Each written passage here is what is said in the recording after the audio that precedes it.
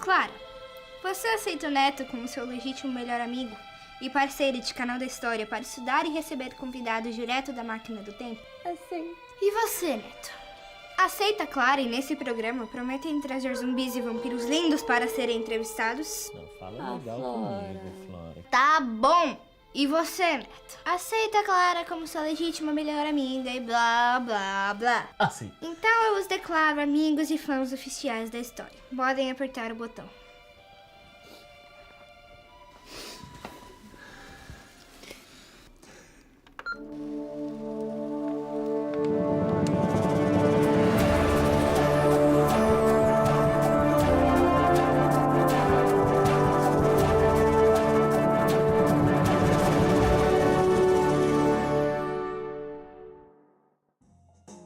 Nosso convidado de hoje foi um homem à frente do seu tempo. Poeta, jornalista, advogado, intelectual. Ele que liderou o movimento pelo fim da escravidão, conhecido como o Apóstolo Negro da Abolição. Seu nome é Luiz Gama. Gostei da decoração. É mesmo? Camélias, muito astral. Historietes, vocês devem estar se perguntando qual é dessas flores lindas e cheirosas. Se me permitem, eu posso explicar. Eu te ajudo. Já ouviu falar sobre o Quilombo do Leblon? O Quilombo do Leblon foi um local especial. Para acabar com a escravidão, ele foi essencial. Escravos foragidos e também Joaquim Nabuco lá se reuniam. Um dos bairros mais nobres do mundo. Uma flor delicada lá era cultivada. Ao olhar pra ela, alguém teve uma ideia irada. Não demorou pra que a camélia fosse símbolo da abolição. Andar com a flor na roupa significava apoio ao irmão. Foi criado um paralelo entre camélia e abolição. Era preciso estratégia para fazer revolução. Crescer uma ideia era como crescer uma flor. É preciso ter cuidado para evitar mais dor. Essa é a história da camélia e do Quilombo do Leblon. Que essas rimas mal rimadas tenham sido de bom tom. Ah, meu parceiro! Ai, foi lindo! É, até que foi bom. Luiz, em primeiro lugar, agradecer que você tá aqui e dizer que eu sou muito seu fã, cara. Mesmo assim, eu sei tudo sobre você. Ó, por exemplo, você nasceu na Bahia em 1830 e aos 10 anos você foi vendido como escravo pelo seu próprio pai, que era um descendente de portugueses que estava endividado. Aí depois disso você foi pra São Paulo se tornar poeta, jornalista. Fundou o jornal Diabo Coxo. Sim, sim. Se você gosta de sátiras políticas e é a favor do fim da escravidão, compre o Diabo Coxo com o jovem gazeteiro mais próximo de você. Muito bom, mas eu acho que os jovens do presente não sabem o que é um jovem gazeteiro.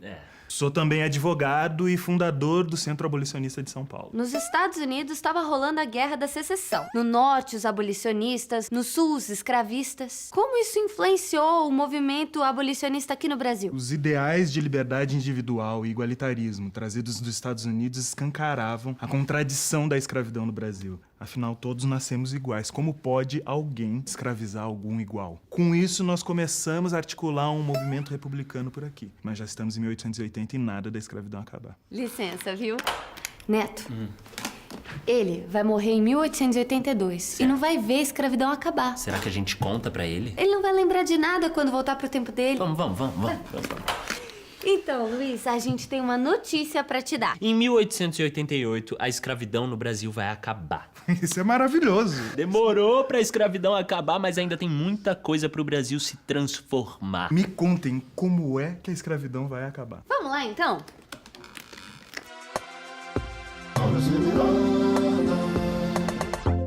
Por quase 4 séculos, o Brasil se utilizou da mão de obra escrava. As pessoas escravizadas, os negros da África e seus descendentes, sofriam castigos e viviam uma vida de exploração brutal. Como reação, diversas revoltas de escravos ocorreram no país.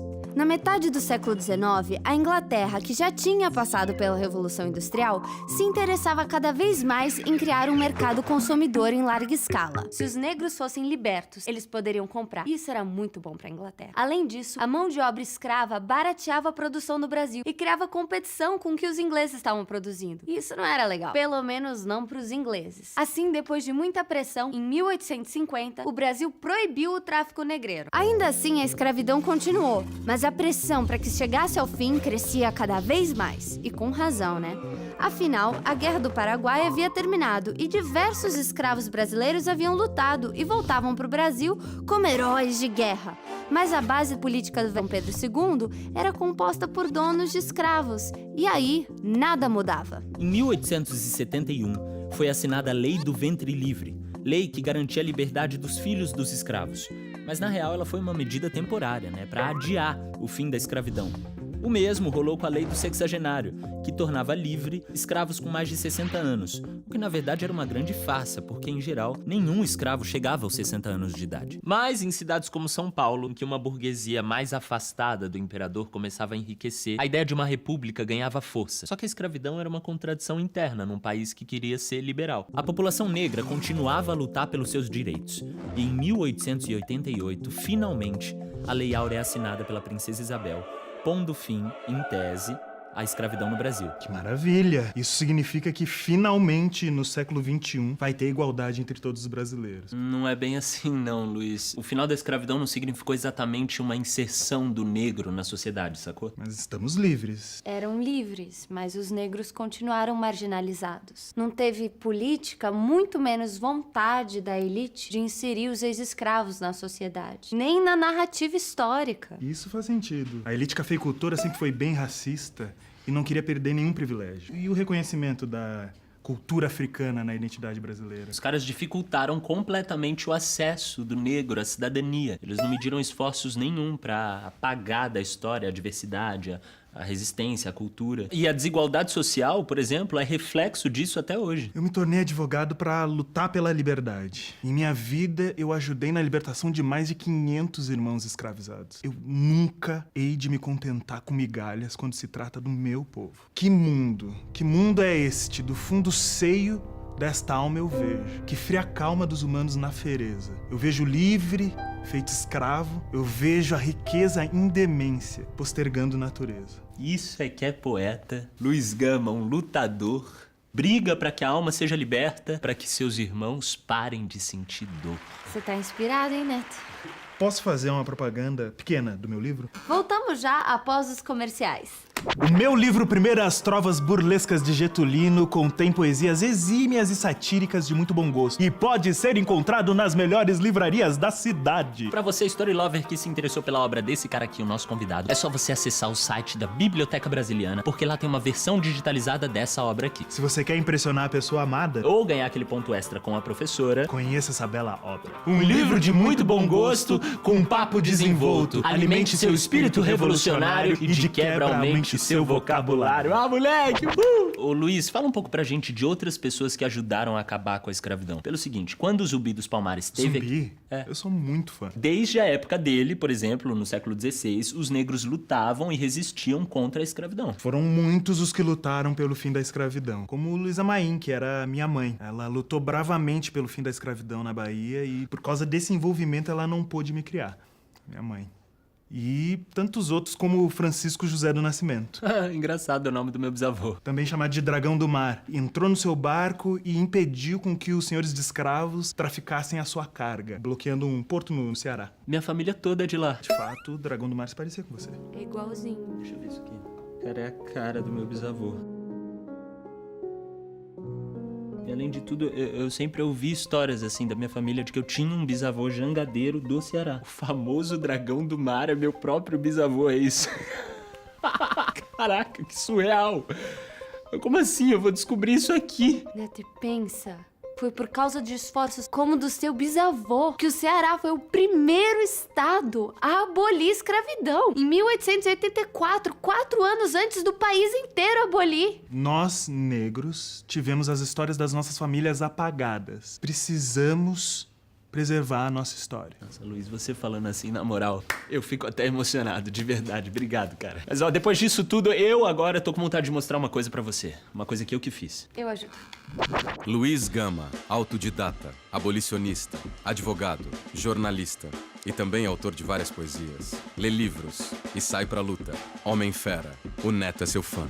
Nossa, que bonito, moderno, hein? Ô, Luiz, e pra finalizar, a gente queria te agradecer e te perguntar se você queria falar alguma coisa pra quem assiste o canal da história. Claro, eu queria reforçar que o meu livro está à venda nas melhores livrarias do século XIX. É só usar a máquina do tempo. Ai, bonitinho. É que a máquina do tempo não funciona assim. Mas tudo bem, tudo bem. Todo mundo pode ler o livro dele online. Qual que é o título mesmo? Primeiras trovas burlescas de Getulino. É difícil de decorar, hein? Eu acho não. Então vocês pegam o título que ele acabou de falar, procurem online e leiam. Mas quem quiser pode ir me visitar no século XIX que ganha autógrafo. A gente te visita, né, Neto? A gente com certeza vai te visitar. Storyferas e Storypassas é o seguinte, esse é o final da nossa temporada, música triste. Mas tem uma segunda! O importante é que a gente viu que finalmente o Brasil aboliu a escravidão. Então a gente encerra essa temporada com a abolição e começa a próxima com o Brasil se tornando uma república. Nosso convidado vai ser ninguém mais, ninguém menos do que Floriano Peixoto. E não se esqueçam de curtir, compartilhar e se inscrever no canal, que é muito importante, hein? Totalmente importante, necessário, obrigatório. É isso, valeu! Tchau! Nossa, parece que foi ontem que a gente resolveu fazer esse programa, passou muito rápido. A gente fez uma temporada toda. Nossa, e agora a gente vai ficar aqui sem usar a máquina? Peraí. A gente faz uma festa. Eu tinha pensado nisso. A gente chama quem a gente quiser. Elis Regina aqui. Chico Sainz. Tim Maia vai chegar aqui cantando, falando pra passar o som direito, que ele não tá com paciência hoje. Você tem um amigo que tem microfone, essas coisas, trabalha na Sim, loja? a gente aluga tudo isso. Aí se a gente chamasse o Vinícius, aí tem as músicas, aí tem os poemas, Cazuza, Você imagina? Raul Seixas. Raul. E se a gente chamasse todos os outros de volta? Tim Maia batendo um papo com Dom Pedro II, Dom Pedro I. Fica muito engraçado. Esse parque ia dar uns problemas, mas ia ser Não, muito mas esse é um engraçado. problema legal.